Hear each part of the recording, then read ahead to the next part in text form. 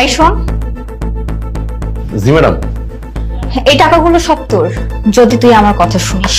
আরে ম্যাডাম কি কইতাছেন? এতগুলো টাকা আপনি আমার দিবেন? আপনি কি কাজ করতে হবে কোন? আমি যে কাজটা তোকে করতে বলবো সে কাজটা তুই করতে পারবি তো? হ্যাঁ ম্যাডাম, সমস্যা নেই।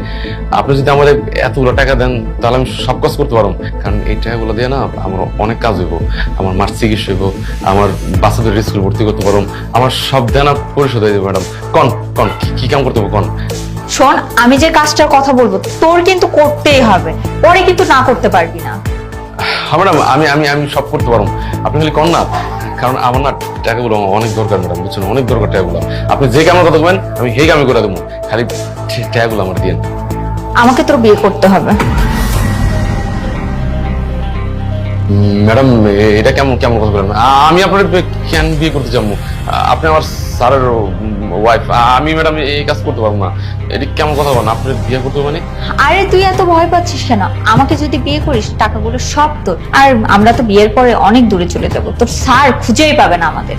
না ম্যাডাম, আপনি কি করেন? আমি আপনার বিয়ে শাদী করতে পারবো না, আর আমি স্যারের লগে বেমানি করতে পারবো না। স্যারে যদি কোনো সময় জানতে পারে যে আমি এই কাম করছি, তাহলে হ্যাঁ কি মনে করবো কোন? তো স্যারে আমার লেগে অনেক করছে, আমার অভাবের সময় হ্যাঁ আমার পাশে দাঁড়িয়েছে। আমার কোনো কাজ ছিল না, হ্যাঁ গ্রামের তাই নেই বাসা আমার কাজে দিচ্ছে। আমার যে কত উপকার করে জানেন? আমার মার অপারেশনের সময় টাকা দিছে, আমার বাচ্চার স্কুলে পড়ার সময় টাকা দিছে, আমার সবসময় হ্যাঁ সাহায্য করছে।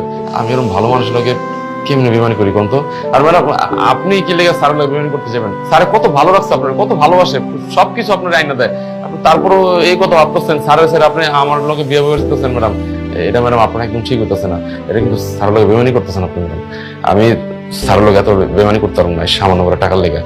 দেখ, তুই যদি আমার কথা না শুনিস, আমাকে বিয়ে না করিস, আমি কিন্তু তোর নামে মামলা দিয়ে দিব। সি সি ম্যাডাম সি, কি কোন এগুলা? আপনার আমি অনেক ভালো জানতাম, অনেক সম্মান করতাম, কিন্তু আপনার মনের মধ্যে যে এত খারাপ ভাবনা আছে আমি কখনো কল্পনাই করতে পারি নাই।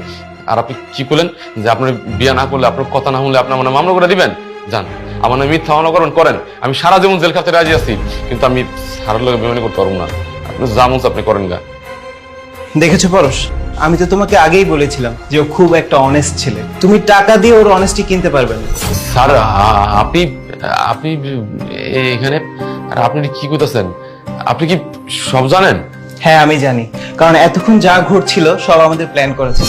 আসলে হয়েছে কি, সেদিন পরশ আমাকে বলছিল যে তুমি তো সবসময় অফিসে থাকো, আমি বাসায় একা থাকি, আমার ভয় লাগে যদি কোনো দুর্ঘটনা ঘটে যায়। তখন আমি তোর কথা বললাম যে তুই তো আমাদের সাথেই থাকিস, কিন্তু পরশ না তোকে ঠিক ভরসা করতে পারছিল না, ওর তোর উপর সন্দেহ ছিল। তাই আমি ওকে বললাম ঠিক আছে, তোমার যদি সন্দেহ থাকে তাহলে তুমি ওকে টেস্ট করে দেখো। তাই আজকে এই ঘটনাগুলো ঘটালো। আচ্ছা পরশ, টাকাটা দাও তো। শোন, এই টাকাটা রাখ। শোন, এই টাকাটা দিয়ে তোর মায়ের চিকিৎসা করাবি আর তোর বাচ্চার যা যা লাগে কিনে দিবি। আর যদি তোর আরো টাকার প্রয়োজন হয় আমার কাছে চাবি, আমি তোকে আরো টাকা দিব। স্যার আপনি না অনেক ভালো মানুষ স্যার, আপনার মনটা অনেক বড়। আর ম্যাডাম আপনার অনেকগুলো কথা বলে ফেলাইছি, কিছু মনে করেন না। আসলে আমি স্যারের লগে না কোনো সময় বেমানি করতে পারবো না, আমি স্যার অনেক ভালোবাসি, হ্যাঁ অনেক ভালো মানুষ, আমার মাফ করে দিন।